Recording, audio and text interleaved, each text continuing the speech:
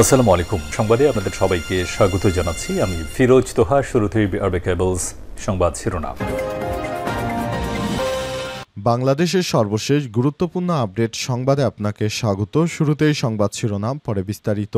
প্রথমে জানাবো রিজার্ভের সুখবর।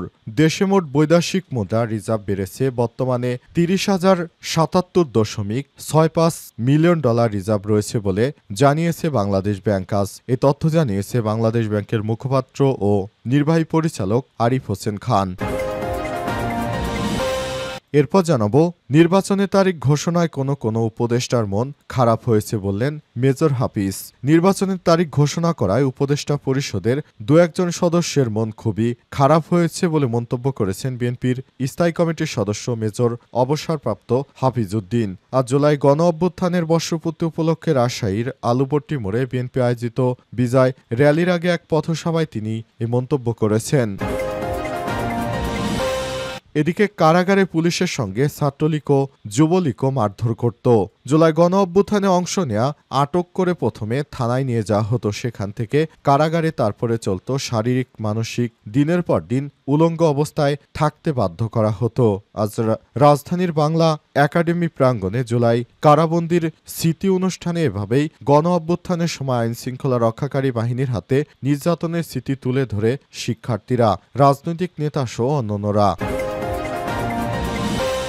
এদিকে হাসিনা এবং ১৪ দলের বিচার করবে বিএনপি বললেন গয়েশ্বর। বিএনপি হাসিনার সঙ্গে ১৪ দলের বিচার করা হবে বলে মন্তব্য করেছেন বিএনপির স্থায়ী কমিটির সদস্য গয়েশ্বর চন্দ্র রায়। তিনি প্রশ্ন তুলে বলেছেন, আমরা হাসিনার বিচার না করলে কারা বিচার করবে? তাদের বিচার করা হবে, বিচারের রায়ের পর জনগণের মধ্যে সংশয় থাকবে না।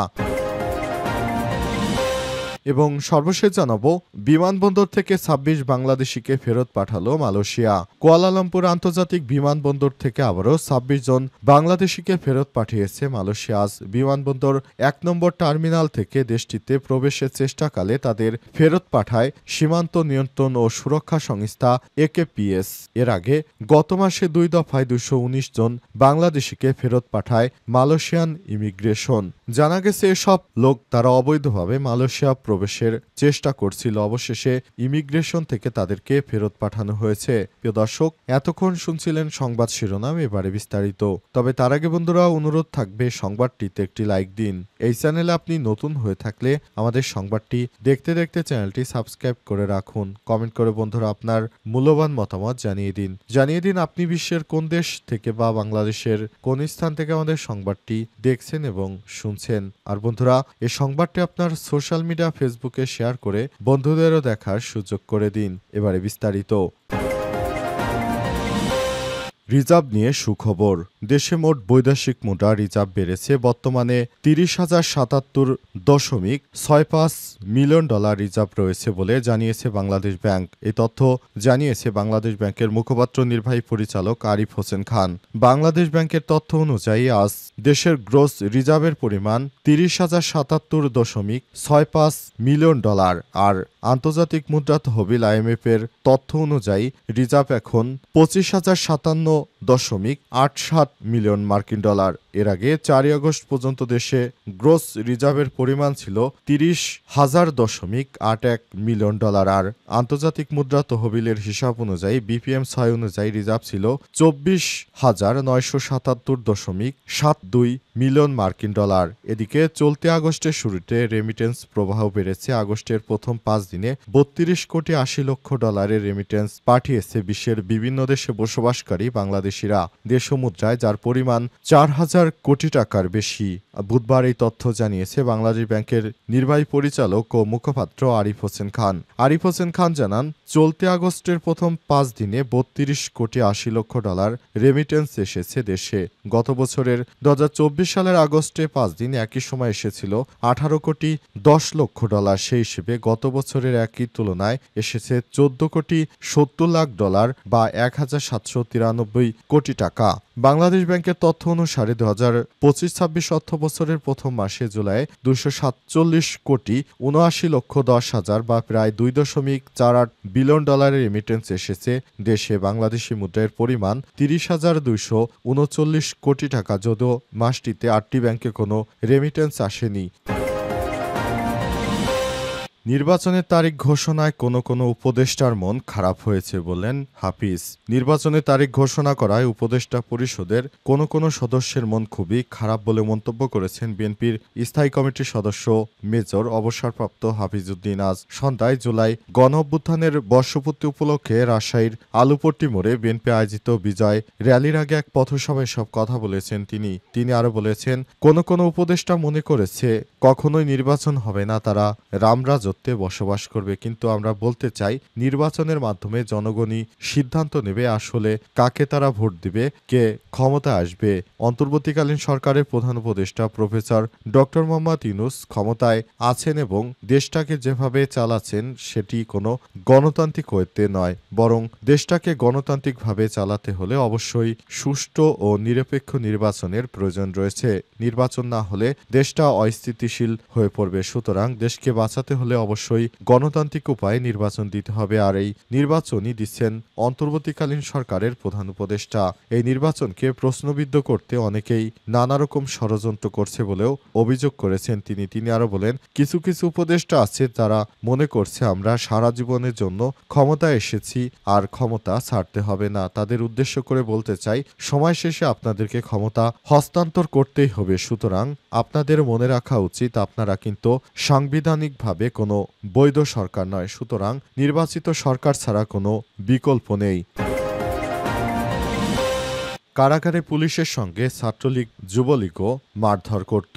জুলাই গণঅভ্যুত্থানে অংশ নিয়ে আটক করে প্রথমে থানায় নেওয়া হতো, সেখান থেকে কারাগারে, তারপর চলত শারীরিক ও মানসিক নির্যাতন। দিনের পর দিন উলঙ্গ অবস্থায় থাকতে বাধ্য করা হতো। আজ রাজধানীর বাংলা একাডেমি প্রাঙ্গণে জুলাই কারাবন্দীদের স্মৃতি অনুষ্ঠানে এভাবেই গণ অভ্যুত্থানের সময় আইনশৃঙ্খলা রক্ষাকারী বাহিনীর হাতে নির্যাতনের স্মৃতি তুলে ধরেন শিক্ষার্থী, রাজনৈতিক নেতা সহ অন্যান্যরা। আইন বিচার ও সংসদ বিষয়ক মন্ত্রণালয়ে আয়োজিত অনুষ্ঠানে ভুক্তভোগীরা বলেন, জুলাই আন্দোলনের সময় কারাগারে তাদের উপর চালানো হতো অকথ্য নির্যাতন, যা শুধু তাদের শরীরে ক্ষতবিক্ষত করেনি, ভেঙে দেওয়া হয় মনোবল, গুড়িয়ে দেওয়া হয় আত্মবিশ্বাস। জুলাইয়ের স্মৃতি স্মরণ করে মাদ্রাসা শিক্ষার্থী মাহদি হাসান জানান, বৈষম্যবিরোধী ছাত্র আন্দোলনের সময় 29 জুলাই মতিঝিল থানা পুলিশ তাকে জঙ্গি হিসেবে প্রচার চালিয়ে গ্রেপ্তার করে, পরে তাকে উলঙ্গ করে 7 দিন ধরে অমানসিক নির্যাতন চালায়। নির্যাতন করার পর চিকিৎসা দেওয়া হতো না, এতে বন্দী অনেকের হাত পায়ে পচন ধরত। কারাগারে পুলিশের সঙ্গে ছাত্রলীগ যুবলীগ মারধরে অংশ নিত বলে অভিযোগ করেছেন মাহাদি। নর্দার্ন বিশ্ববিদ্যালয়ের শিক্ষার্থী মুকুট মিয়ার অভিজ্ঞতাও একই রকম। মুকুট মিয়া জানান, উত্তরা থেকে তুলে নিয়ে বিমানবন্দর থানায় তাকে মারধর করা হতো। এতে বেশি মারধর করা হয় যে একবার বসলে আর তিনি উঠতে পারতেন না, সেই যন্ত্রণা আজও বয়ে বেড়াচ্ছেন তিনি। জাতীয় বিশ্ববিদ্যালয়ের শিক্ষার্থী ইব্রাহিম নীরব বলেছেন, লালবাগ থানায় 3 দিন আটকে রেখে শুধু পানি খাওয়ার অপরাধে তাকে শারীরিকভাবে নিগ্রহ করা হয়। বিক্রমপুরের ডিগ্রি কলেজের শিক্ষার্থী অনন্যা রহমান অর্পা জানান, জানালার ফাঁক দিয়ে ঢুকে 21 জন পুলিশ তাকে গ্রেপ্তার করে এবং তার নামে 60টি মামলা দেওয়া হয়। অভ্যুত্থানের সময় নির্যাতনের অভিজ্ঞতা তুলে ধরে রিকশা চালক রাজু বলেছেন, পুলিশ আমাকে ধরে নিয়ে ছাত্রলীগ যুবলীগের হাতে তুলে দেয়, তারা মারধর করত, ভয় দেখাতো, কারাগারে নিয়ে আমাকে কন্ডেম সেলে রাখত, সেখানেই উল্টো করে ঝুলিয়ে পেটাতো। ছাত্রদলের নেতা ইব্রাহিম কার্জি জানান, নিউ মার্কেট থানার ওসি নিজে 2 দিন ধরে তাকে বেদম মারধর করেছে। জাতীয় নাগরিক পার্টি এনসিপি সদস্য সচিব আক্তার হোসেন জানান, গ্রেপ্তারের 4 ঘন্টা পর তার নামে ককটেল বিস্ফোরণের মামলা দেওয়া হয়। কন্ডেম সেলে গাদাগাদি করে রাখা হয়েছিল, 24 ঘন্টা আলো বাতাসহীন করে বন্দি করে রাখা হয়েছিল, খাবার শুধু একটা শুকনো রুটি। অনুষ্ঠান পরিবেশনে জল বন পরিবর্তন মন্ত্রণালয়ের উপদেষ্টা সৈয়দা রিজওয়ানা হাসান বলেছেন, তারা যেভাবে নিরীহ মানুষকে অত্যাচার ও নির্যাতন করেছে তারা কোনো মানুষ হতে পারে না, তারা অত্যন্ত জানোয়ারের মতো নিষ্ঠুর আচরণ করেছে। অবশ্যই তাদের বিচার এদেশের মাটিতেই করে ছাড়ব ইনশাল্লাহ। হাসিনা এবং 14 দলের বিচার করবে বিএনপি বললেন গয়েশ্বর। বিএনপি হাসিনার সঙ্গে 14 দলেরও বিচার করবে বলে মন্তব্য করেছেন বিএনপির জাতীয় স্থায়ী কমিটির সদস্য গয়েশ্বর চন্দ্র রায়। তিনি বলেছেন, যেভাবে আমাদের নেতাকর্মীদেরকে হত্যা, নির্যাতন, গুমখুন করেছে তাতে এই সরকারের বিগত ফ্যাসিস্ট সরকারের বিচার করবে বিএনপি। শেখ হাসিনার সঙ্গে সঙ্গে 14 দলের রাশেদ, ইনুসহ আরও যারা নেতৃত্ববৃন্দ রয়েছে তাদেরও শাস্তির আওতায় নিয়ে আসবে।